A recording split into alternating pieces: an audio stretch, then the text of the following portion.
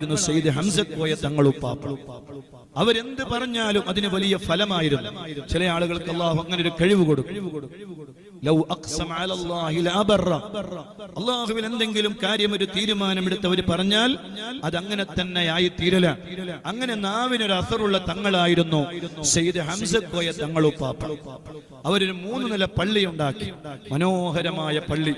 ആളുകൾ എന്ത് കൊടുത്താലും അതുകൊണ്ട് പള്ളി ഉണ്ടാക്കും. അങ്ങനെ ഉണ്ടാക്കി 3 നില പള്ളിയായി. വീടുണ്ടാക്കിയില്ല, ഒരു ചെറ്റ കുടിലാണ് തങ്ങൾ താമസിച്ചത്. അങ്ങനെ വീടിന്റെ പണികൾ, പള്ളിയുടെ പണിയൊക്കെ കഴിഞ്ഞു. ഒരുപാട് ആളുകൾ തങ്ങളെടുത്ത് വന്നിട്ട്, തങ്ങളെ ഈ പള്ളി ഞങ്ങൾക്ക് തരുമോ, ഞങ്ങൾ നടത്തിക്കൊള്ളാം. തങ്ങൾ ഒരാൾക്കും കൊടുത്തില്ല. പലരും വന്നു തങ്ങളെടുക്കലേക്ക്. അവസാനം ഒരു പരിപാടിക്ക് വേണ്ടി പക്ഷിക്കരയിലേക്ക് ഞാൻ ഈ വിനീതനെ പോയപ്പോൾ തങ്ങളുപ്പാപ്പ എന്നെ പരിചയപ്പെടുന്ന ആദ്യമായിട്ടാണ്. അതിനു മുമ്പ് നമ്മൾ യാതൊരു ബന്ധവും ഇല്ല, ഞാൻ കണ്ടിട്ട് പോലും ഇല്ല. അന്ന് തങ്ങളെ അവിടെ വെച്ച് പരിചയപ്പെട്ട് തങ്ങൾ കിടന്നുറങ്ങാൻ വേണ്ടി പോയി. ഞാൻ മദനീയം പരിപാടിക്ക് വേണ്ടി പോയി. ഇതേ നാട്ടിലുള്ള പരിപാടി കഴിയുന്നതിന്റെ ഇടയിൽ തങ്ങൾ ഉറക്കിൽ ഞെട്ടിയുണർന്നു. എന്നിട്ട് പറഞ്ഞു, എന്നെ വിളിക്കണം. ഞാൻ അവിടേക്ക് ചെന്നു. വീണ്ടും തങ്ങൾ എന്നെ കണ്ടു. എന്നോട് പറഞ്ഞു, എനിക്കൊരു പള്ളിയുണ്ട്, 60 സെന്റ് സ്ഥലമുള്ള ഒരു പള്ളിയും സംവിധാനങ്ങളും ഉണ്ട്, അവിടെ വരണം. എന്നിട്ട് ആ പള്ളി ഏറ്റെടുക്കണം, നിങ്ങളെയാണ് ഏൽപ്പിക്കുന്നത്. സുബ്ഹാനല്ലാഹ്. അങ്ങനെ അത് ഞാൻ അവിടുന്ന് കഴിഞ്ഞ് തങ്ങളെ ഇൻഷാ അല്ലാഹ് തങ്ങൾ പറയുകയാണെങ്കിൽ അത് ഏറ്റെടുക്കാൻ തങ്ങൾ ആഗ്രഹം എന്താണ്, അതുപോലെ നമുക്ക് ചെയ്യാം എന്നൊക്കെ പറഞ്ഞ് അവിടെ നിന്ന് പിരിഞ്ഞ് നമ്മളെ ബഹുമാനപ്പെട്ട തങ്ങളെ പിന്നെ കാണാൻ വേണ്ടി പോയി. അങ്ങനെ പിന്നെ തങ്ങളത് ഏൽപ്പിക്കാൻ വേണ്ടി ഒരു ദിവസം എന്നെ വിളിക്കുകയാണ്.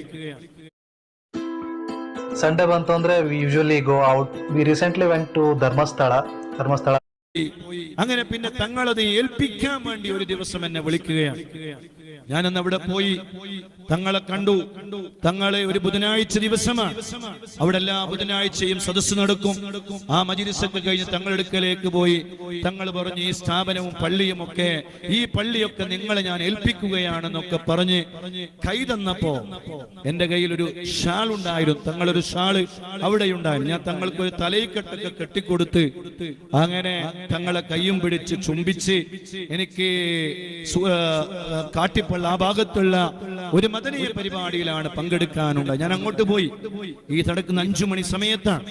എല്ലാം കഴിഞ്ഞ് 5 മണിക്ക് ഞാൻ അവിടുന്ന് പോയി. 7 മണിക്ക് അറിയുന്നത് തങ്ങളുപ്പാപ്പ ഈ ലോകത്തോട് വിട പറഞ്ഞു എന്നാണ്. അല്ലാഹുവേ, തങ്ങളെ ദറജ നീ വർദ്ധിപ്പിക്കണേ അല്ലാഹ്. ആ തങ്ങൾ ഏൽപ്പിച്ച ഒരു പള്ളി, അവിടെ ഇപ്പൊ ഒരു അല്പം മുതഅല്ലിമീങ്ങളും ദർസും ഒക്കെ നടന്നുകൊണ്ടിരിക്കുകയാണ്. നാളെയാണ് ആ ആണ്ട് നേർച്ച. എല്ലാവരെയും ആ മഹത്തായ ആണ്ട് നേർച്ചയിലേക്ക് ക്ഷണിക്കുകയാണ്. നിങ്ങളൊക്കെ വരണം. നാളെ മദനീയ മജ്‌ലിസ് ഉണ്ടാകും. നാളെ രാവിലെ മുതൽ പരിപാടിയാണ്, രാത്രി വരെ നീണ്ടു നിൽക്കുന്ന വലിയ പരിപാടികൾ. അല്ലാഹുവേ, തങ്ങളുപ്പാപ്പയുടെ ദറജ നീ വർദ്ധിപ്പിക്കണേ അല്ലാഹ്. തങ്ങളുടെ ദറജ നീ വർദ്ധിപ്പിക്കണേ റഹ്മാനെ. അല്ലാഹുവിന്റെ വലിയ മഹാന്മാരിൽപ്പെട്ട ആളുകളാണ്. അവരൊരു കാലം ഏൽപ്പിച്ചാൽ അത് ഏറ്റെടുക്കാതിരിക്കാൻ കഴിയില്ല. ഇൻഷാ അല്ലാഹ് മറ്റന്നാൾ 8-ാം തീയതി നമ്മുടെ ഹനഫി മദ്ഹബിനെ ഫോളോ